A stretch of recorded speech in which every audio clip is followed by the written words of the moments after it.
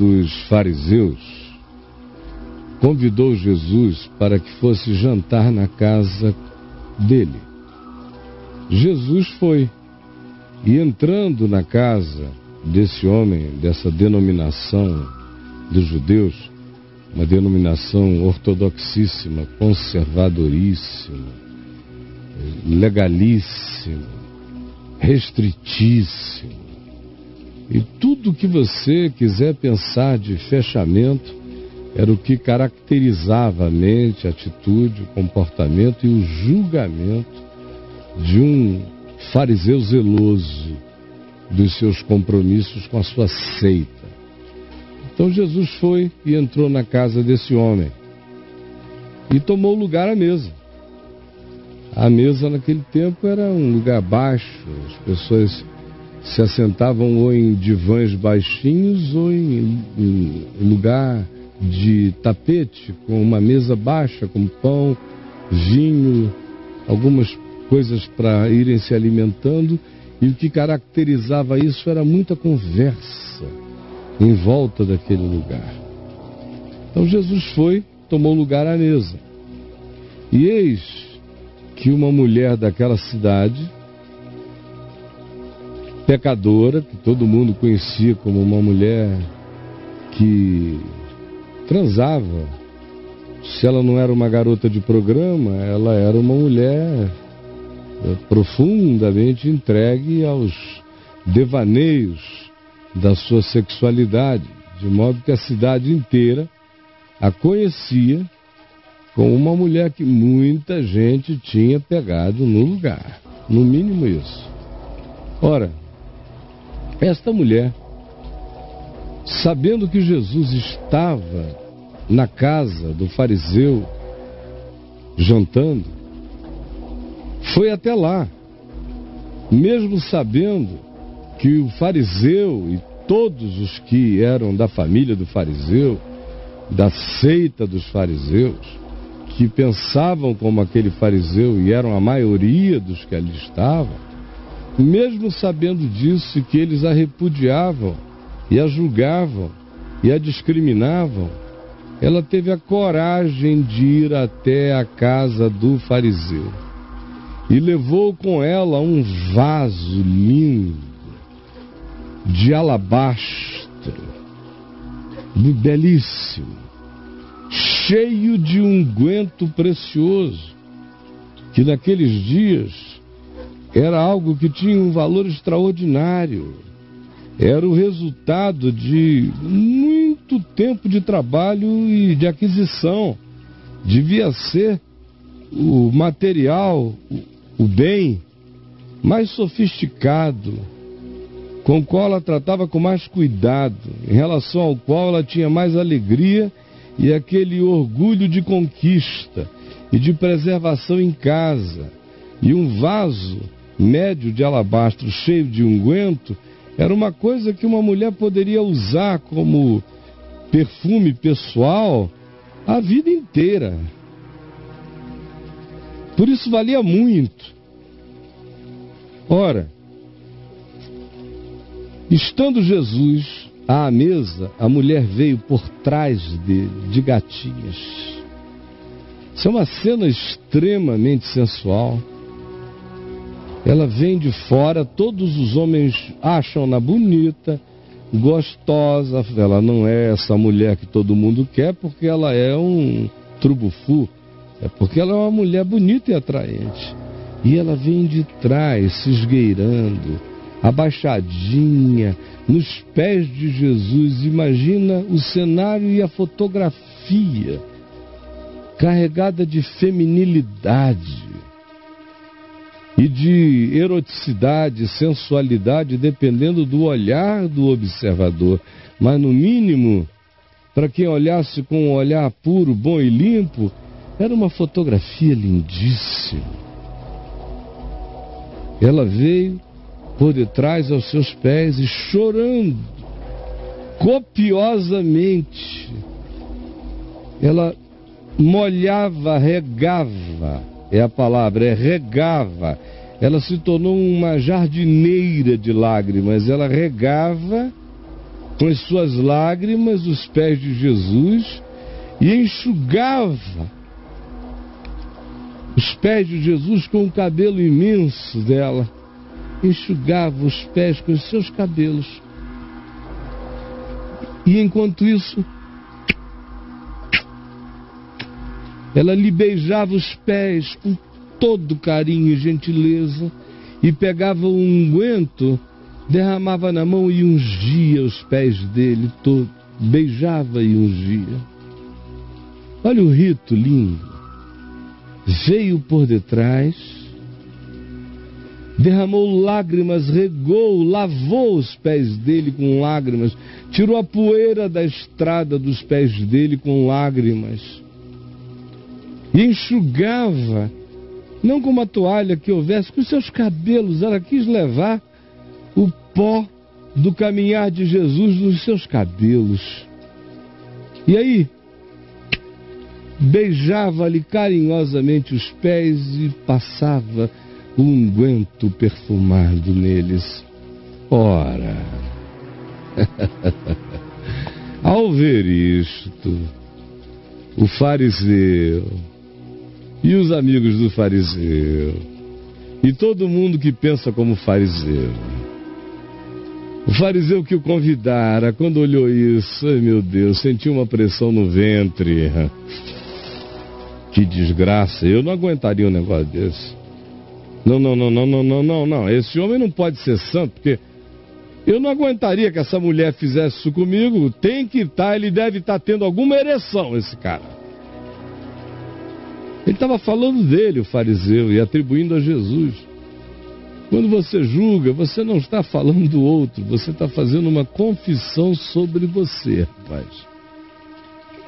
Era o que esse homem dizia consigo mesmo. Era o juízo dele, a viagem dele, a sensualidade dele, o tesão dele. Era isso que estava ali presente, se manifestando nesse conflito de sensualidade reprimida no coração desse homem. Aí então ele pensa consigo mesmo, olha só o que ele pensa. Não, se esse tal de Jesus fosse de fato um profeta de Deus, ele bem saberia quem é essa mulher, qual é essa mulher que lhe tocou, porque ela é uma puta. Ele não é profeta, ele não teve evidência antecipada.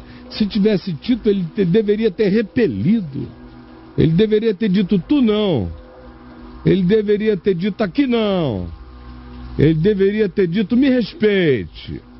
Ele deveria ter dito, vá se purificar, depois volte.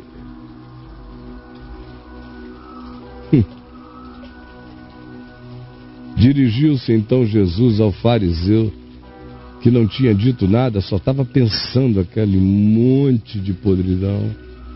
Dirigiu-se Jesus ao fariseu e lhe disse, Simão, só aqui a gente fica sabendo que esse cara tinha um nome, porque até então nem nome ele merece, ele só merece uma descrição de caráter.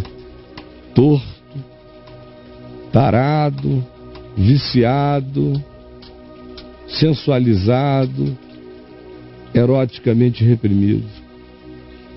Então Jesus, virando-se, fala com esse homem, Simão. Eu acho isso lindo. E chama esse grande pecador da história, que é o Simão, que é o fariseu, que é o juiz, que é o de erotismo represso, porém latentemente tarado. Chama esse cara pelo nome, Simão. Olha só, Simão, uma coisa eu tenho para te dizer, presta atenção. E ele disse, então fala, mestre, pode falar que eu estou aqui, sou todo ouvidos, quero ouvir. Ai, Jesus disse, olha, Simão, vou te contar uma história. O que você acha de um credor, um cara desses que tem liquidez financeira, e havia duas pessoas que deviam a ele. Tinha dois devedores. Um devia a ele aproximadamente $500. E o outro devia $50. Ora, não tendo nenhum dos dois com que pagar a ele, todos os dois estavam duros e quebrados e falidos, todos os dois estavam irremediavelmente falidos, só que um devia mais, o outro devia menos, mas tanto faz dever mais ou dever menos, se não se tem como pagar, se está falido, se está igualmente quebrado, precisando de graça, de compaixão, de misericórdia. Pois bem, como nenhum deles tinha com que pagar, Simão, sabe o que esse credor fez? Perdoou-lhes a ambos, Simão, ao que devia muito e ao que devia menos, ao que tinha feito um saque enorme e ao que tinha feito aparentemente saques menores, mas estavam igualmente falidos e carentes da glória de Deus. Sabe o que ele fez, Simão? Ele perdoou a ambos, ele perdoou a ambos, ele perdoou a ambos, ele perdoou a ambos, Simão. Ele disse: está consumado, está pago, em relação a todos esses aqui que o deviam. Perdoou-lhes. Agora eu te pergunto, qual desses dois você acha que vai amar mais a esse credor de bondades, ao credor de misericórdias, ao credor capaz de perdoar, àquele que, tendo o poder de acusar, resolve justificar? Quem amará mais a esse que, tendo o poder de julgar, resolve absolver? Que qual dos dois amará mais a esse que, tendo o poder de condenar e sentenciar, decide que todos estão perdoados? Qual é a tendência natural? O que você acha? Me responda, Simão. Aí o Simão respondeu: ora, Senhor, eu suponho que aquele que devia $500, que devia mais, aquele que recebeu mais perdão, não foi não? E Jesus disse: ô Simão, você avalia bem. Foi, julgaste bem, isso mesmo. Aquele que foi mais perdoado, meu Deus, se for humano, se for sensível, se não for uma pedra ingrata, se não for um desses entes dessensibilizados, psicopatizados, o que foi mais perdoado certamente será aquele que se manifestará com mais gratidão, que o amará mais, que se devotará mais a ele, que entenderá muito mais a grandeza do ato, do gesto. Não é normal que seja assim, Simão? E o Simão disse: é verdade, é normal que seja assim. Aí então Jesus, que estava até então olhando para Simão, conversando com ele, largou o Simão e olhou para a mulher que ainda estava no chão, passando um unguento nos pés dele. Estava ali ainda estirada, abraçado aos pés dele. O Simão tendo esse diálogo, com o coração desconfortável de ver aquela cena. Para mim é uma verdadeira pietá, mas para o Simão parecia um Kama Sutra, porque a cabeça dele era porca e o Simão não se enxergava. Então Jesus disse a Simão: olha, Simão, tu vês esta mulher? Está vendo ela aqui nos meus pés? Presta atenção. Eu entrei na tua casa, tu não me deste água para lavar meus pés, como é comum em todo lugar. Quando a gente vem da rua, os donos da casa botam uma bacia, lavam os pés da gente, porque a gente suja os pés pelo caminho. Tu não puseste uma bacia com água para eu lavar meus pés, mas ela lavou os meus pés com lágrimas. E sabe como foi que ela enxugou os meus pés? Não foi com nenhuma toalha, foi com os cabelos dela. Por que será, hein? Por que será, Simão? Por que será que ela agiu assim? Por que será que ela tem a reação dessa? De onde vem a explosão dessa gratidão? Por que será, Simão? E tem mais. Eu entrei aqui, em todo lugar, normalmente, as pessoas dão um beijo de saudação na chegada, no rosto do convidado. Tu não. Tu nem beijaste a minha face, tu só disseste: é um privilégio, entre, mestre. Mas quiseste manter a tua devida distância. Nem um beijo de saudação formal tu me deste. Ela, olha ela, entretanto, Simão, desde que eu entrei e ela chegou, ela não cessa de me beijar os pés e continua me beijando os pés, não meu rosto, Simão.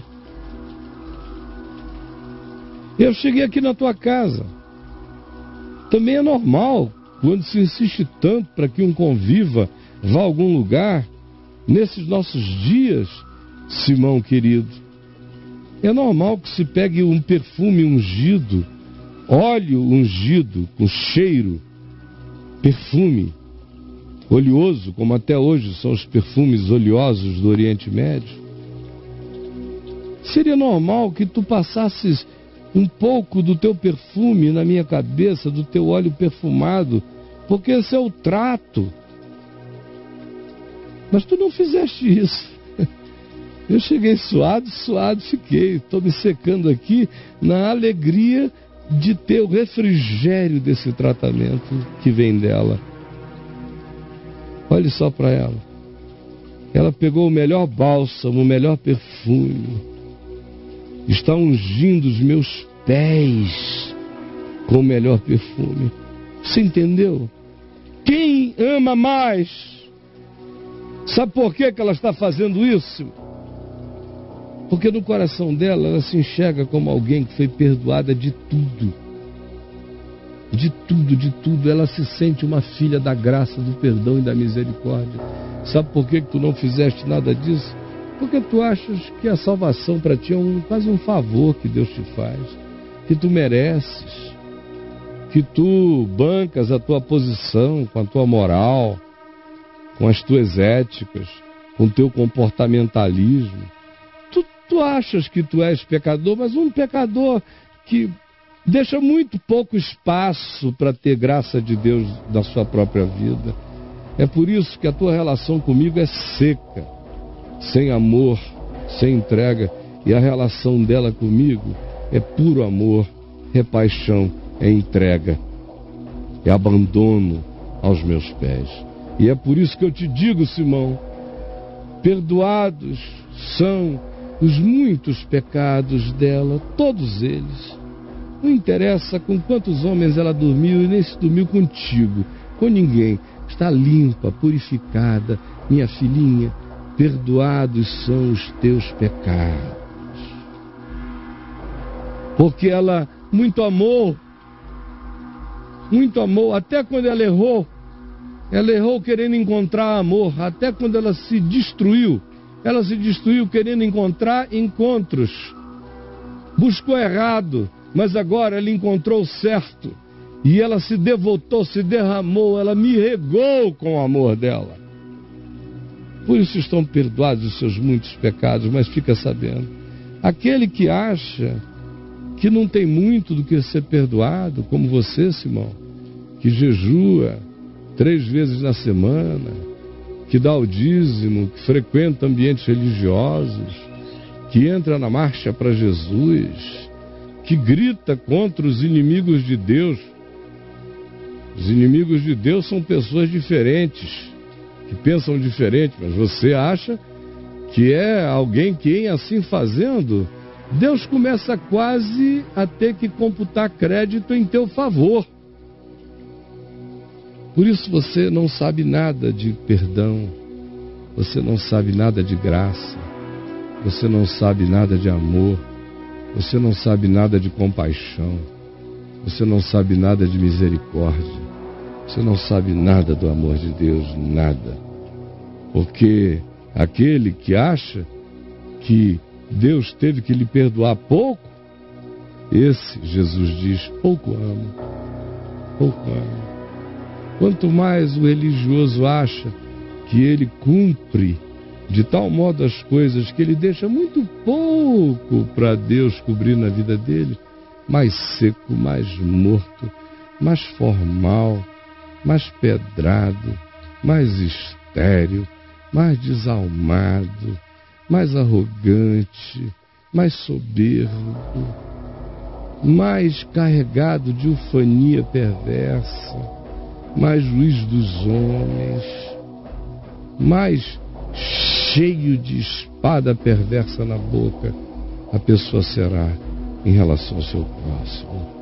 Então Jesus disse à mulher mais uma vez: minha filha, perdoados são os teus pecados. Perdoados são todos os teus pecados. E os que estavam com Jesus à mesa, e os convidados do fariseu, começaram a fofocar entre si. Começou a fofoca, dizendo: quem é este? Esse cara não se enxerga. Quem é este que acha que pode perdoar pecados aqui entre nós? Mas Jesus não deu a mínima para eles. Apenas voltou-se à mulher e disse: minha filhinha, a tua fé te salvou. Vai-te em paz. Tu acabaste de nascer de novo na alegria da tua entrega a mim. E aqui a gente aprende algumas coisas simples, dentre tantas. A primeira é que praticamente quase sempre o religioso é o indivíduo que mais tem dificuldade para amar a Deus, para ter espontaneidade com Deus e para tratar a Deus com carinho íntimo. Muita dificuldade. Que ele foi ensinado a ter uma relação de formalidade, de troca, de débito e de crédito e de barganha. E onde há barganha não há intimidade. A confiança nasce aonde as dívidas são perdoadas, não onde a gente tenta fazer acerto de contas. Como a espiritualidade religiosa é sempre assim, o religioso é sempre, infelizmente, a pessoa que menos se quebranta, menos íntima de Deus é, vive de formalidade, de juízos, de maus pensamentos, quer se colocar superior ao próximo, fazendo equivalências comportamentais, e vai se transformando num ser perverso, duro, implacável, inafetivo, carregado de inferno no coração, porque seja carregado de juízo no seu próprio ser. Segunda coisa que você vê com uma simplicidade enorme é que a expectativa da religião é sempre que o homem de Deus, a pessoa de Deus, a mulher de Deus, o ser humano cheio de Deus mesmo, tenha que ser uma pessoa repelente, tenha que ser desse tipo que não deixa ninguém pegar, ninguém tocar, que se afasta, que grita de longe, que repele. Esse é o conceito da religião. A religião entende que o santo é repelente. E Jesus ensina que o santo é atraente, que o santo é inclusivo, que o santo é aconchegante, que o santo é acolhedor. Em Jesus o santo é o oposto. O que Jesus chama de santo é o que a religião chama de pecado, diabo e demônio. E o que a religião chama de santo é o que Jesus chama de juízo, perversidade e inferno de separação posto entre os homens. A religião sempre imagina que se você for de Deus, você vai ser um ser repelente, você não pode deixar pecador chegar perto. Mas Jesus é diferente. Jesus não se contamina com nada, nem com ninguém. A mulher do fluxo hemorrágico pega nele. Pela lei judaica, uma mulher que sofresse de menstruação crônica, por exemplo, pegando num homem tinha que correr para fazer as ablações dele junto aos sacerdotes para se purificar da contaminação. E o que Jesus fez? Nada. Curou a mulher e seguiu para a casa de Jairo. Ele pegou na mão da filhinha de Jairo, morta, e ressuscitou. Sabe de onde é que ele estava vindo? Antes desses dois encontros, de um cemitério em Gadara. A lei de Moisés dizia que se ele tocasse em alguém que tivesse tocado um morto, ele também estava impuro. E o gadareno lá no cemitério vivia rolando com osso, com porcaria para todo lado. Jesus pegou no cara, purificou o cara, libertou o homem da legião de demônios e foi embora. Ele não tem essa. Ele não se contamina com nada, nem com ninguém. Tanto é que ele entra para comer pão na casa de fariseu, porque um dos lugares mais contaminados é a casa de um fariseu, não é? Vocês não concordam? Se tem um lugar onde a putificação perversa está presente, é na casa de um fariseu que julga todo mundo, pensa mal, todo mundo emana, até as cadeiras dele devem ter energia psíquico-residual da maldade dele, tudo. E Jesus foi. Ora, quem entra na casa de um fariseu abraça a puta com santidade, porque abraçar o fariseu é que é maldade. É isso que Jesus está dizendo, é incomparável, rapaz. Você não se enxerga. Por isso é que você está julgando ela. Porque se você soubesse como você é imundo, porco, como o teu grau de maldade é infinitamente pior do que o dela, você estaria aqui, aos meus pés, junto com ela. Mas não, você está em pé julgando o mundo. Mas eu sou o Salvador dos homens. Eu sou o atraente, eu sou o inclusivo, eu sou o que aconchego, eu sou o que acolhe, eu sou o que perdoe. E os fariseus que vivam escandalizados com os meus modos de graça, amor, misericórdia, compaixão e verdade. Terceira coisa que você aprenderia simples olhando essa história é que sempre nessa vida a maior gratidão, a maior sublimidade, a maior paixão por Deus, a maior generosidade para com o próximo, a maior misericórdia verificável na relação entre pessoa e pessoa, vem justamente desses que se sabiam falidos numa falência da qual não poderiam se recuperar. Se sabiam pecadores de um pecado e de pecados em relação aos quais não conseguiriam se auto-perdoar, nem se auto-redimir, nem se auto-purgar. Que entenderam a irredimibilidade do seu ser e do seu estado, mas creram que o amor de Deus era maior, que a compaixão era maior.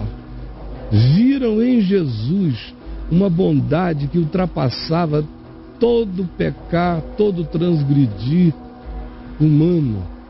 Viram que o amor de Deus era maior do que toda a invenção possível da decadência humana. Esses que enxergaram isso são os que amam mais. Sempre foram e sempre serão. Amarão mais a Deus, amarão mais a vida, amarão mais ao próximo, amarão mais a si mesmos, cuidarão mais de si mesmos quando tiverem essa consciência. Serão pessoas de gratidão, cheias de amor por Deus, pela vida, pela criação e pelo próximo. Porque olham, dizem e sabem, eu sei que eu fui perdoado do imperdoável, que eu fui acolhido sendo eu inacolhível. e que eu fui incluído naquilo que ninguém me incluiria. Mas o amor dele me incluiu e eu creio.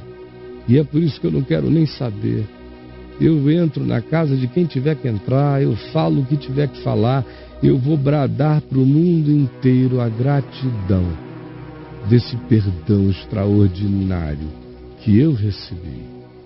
Enquanto isso, aquele que acha que foi pouco perdoado, porque trata e cuida das coisas de Deus, é um obreiro consagrado desde a infância, nunca deu trabalho, não precisa de muito perdão, por isso se sente tão superior aos outros e por isso vai ficando tão pedrado, tão emarmurado, tão coisificado, tão desnaturado no potencial de amar e ser misericordioso, sem perceber, cheio de juízo, vai virando um diabo elegante em festas de fraternidade, e não passa disso.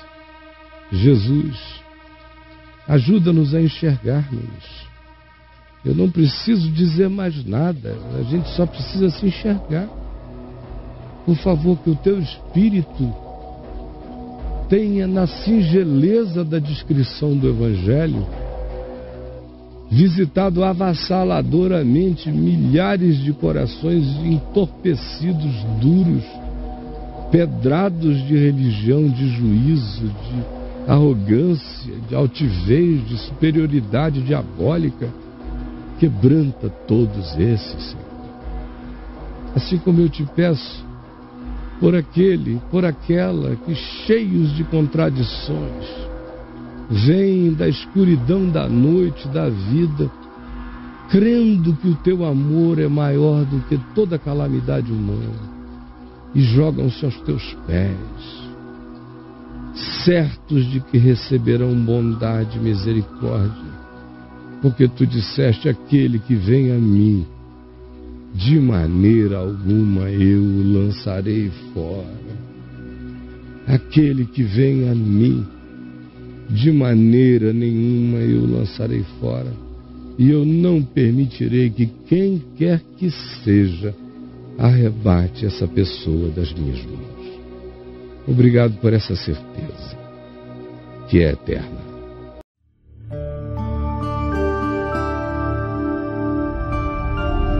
VNV TV, o canal é você.